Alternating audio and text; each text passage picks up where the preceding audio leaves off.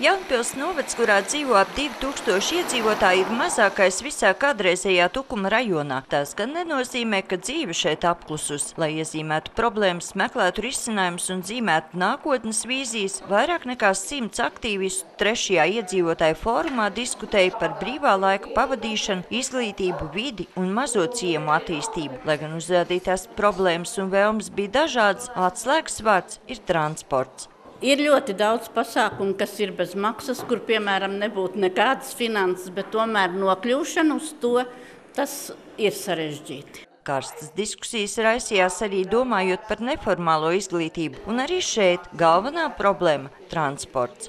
Kaut kādu muzikas skolas grupu organizēt, kur izbrauc pasniedzēji, nevis otrādi, kur visi bērni brauc uz Tukumu.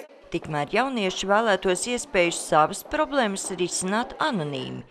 Jaunpils novadā izveidot kādu mājaslapu vai e-pastu, kur varētu jaunieši rakstīt par savām problēmām un saņemt atbildes tām.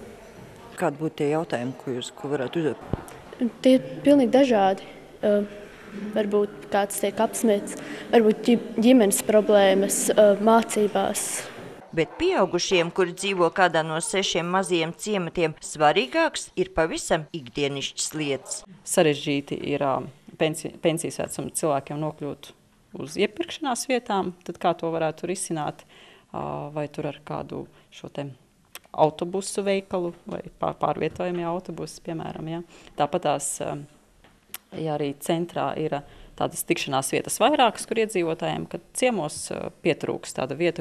Daļu no problēmām, piesakoties pašvaldības projektu konkursā, varēs atrisināt paši iedzīvotāji, bet tās, kam pašu spēki ir par maziem, kā viens no pirmajiem uzdevumiem paliks uz jaunā sasaukuma deputātu pleciem. Iedzīvotāju fórums Jaunpilī notiek reizi 4 gados. Sandra Letāna, Andris Pāns, TV Spektrs.